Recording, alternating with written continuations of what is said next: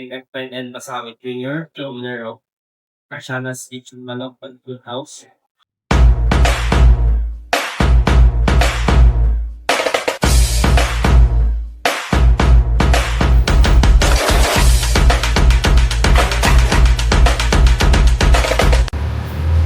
Good afternoon guys, my name is Gab.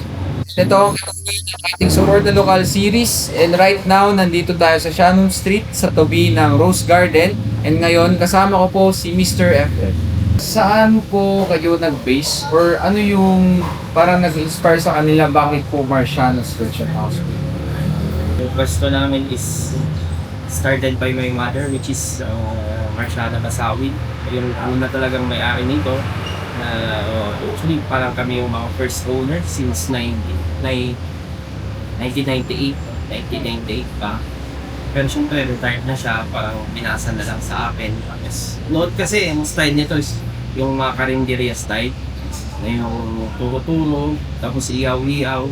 And yung lechon manok, kapag talaga nun kasi uling pa yung yung way of cooking namin. Mas prefer kasi ng mga customers yung mga ganun eh. Pero ngayon, to comply sa mga of government, kaya nag-change kami and mas prefer ko yung mga short orders at least wala na po. Maganda yung niya.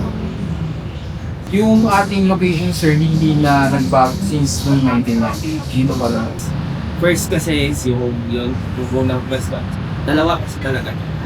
Pwesto. Parang kaya yan yung partition pero ganda. So, ever since nung 1998, sir, meron po ba kayong niretain na products or may mga improvised din ginagawa? Yung number one talaga is yung short order niya yung Marciano Spice. Yun yung the combination of fried chicken, Shanghai, rice, egg, and chop suey. Yun talaga kasi pag dito sa Highlands, malakas talaga sila kumain. Kaya, o parang combo meal, yun talaga yung sinaterm na natin. So, parang full set siya sir, may protein na siya, meron na rin siyang kasamang kulay sir.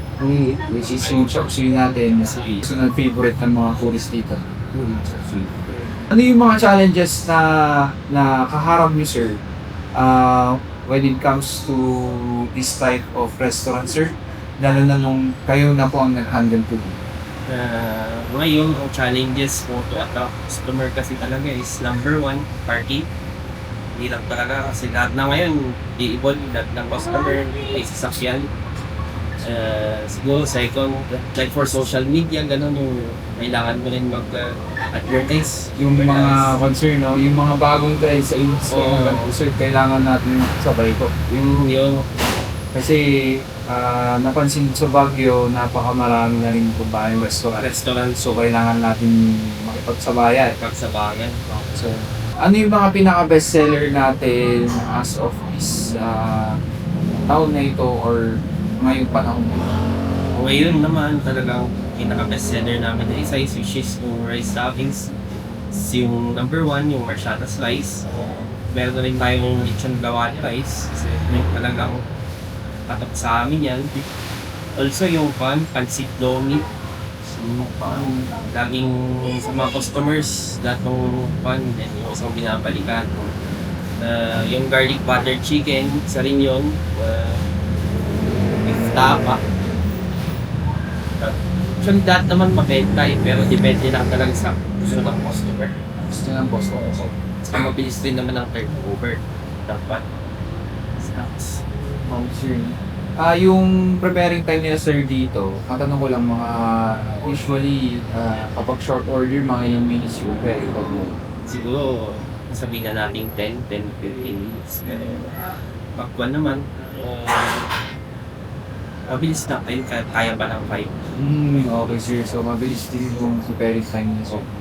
So, kasi usually sa mga ibang restaurant natin, kapag maraming customer sir, minsan tumatagal.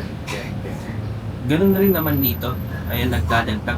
Kaya sabihin na natin, ang estimate preparing time is 5 to 20 minutes. Sabihin na natin. Pero most likely na, pagdedepend tayo sa 10 to 15 minutes na cooking preparation. Siyempre dito. Pagdating naman po sa mga sabaw natin, sir, ano yung mga must try para sa mga customers?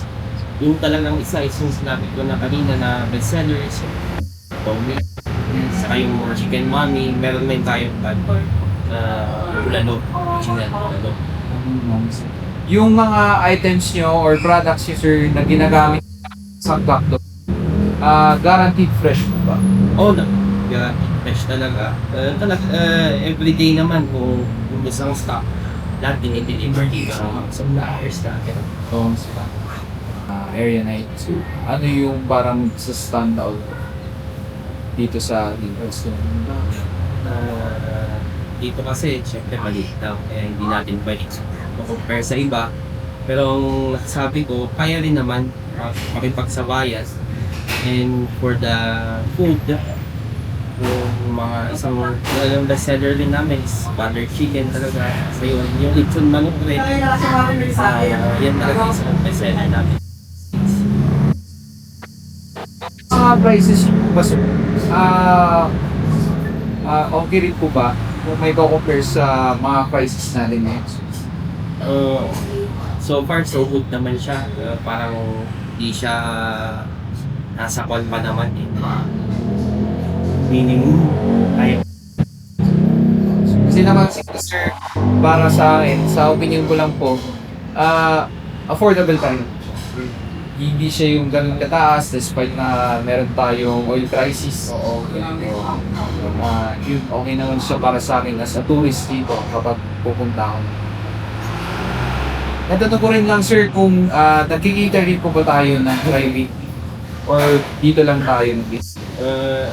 Nagki-cater kami, mostly kami ang sa mga events, mga pack lunch, tapos sa mga weddings, kumbaga kami ng and yung mga foaming, yes, serve kami ng mga foaming, mga ganun.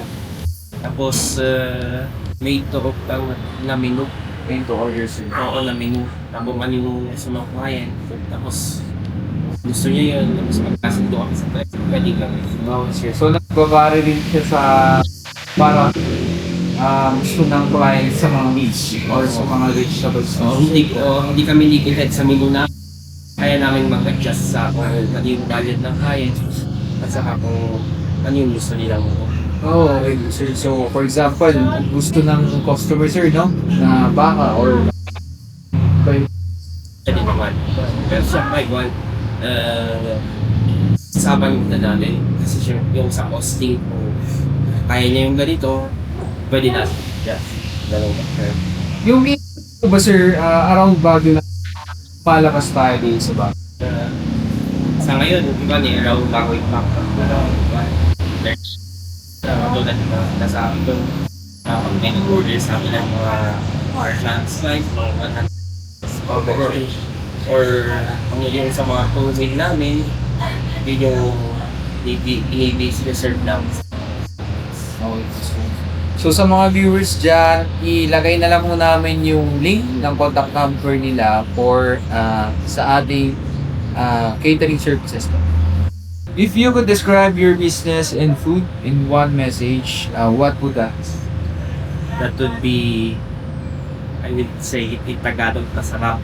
Kasi kami naman, doing my best to go through. Also, kung may mga suggestions ng customers, binirelay ko sa tapos sa mga staff, sabihan ko naman.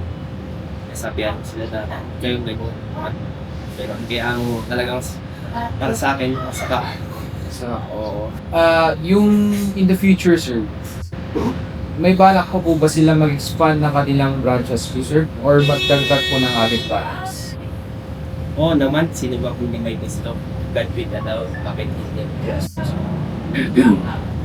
Okay, so sa mga viewers at kabayanan po natin ang gagawin na plans ng ating business. So yun lang po, sir. Salamat po.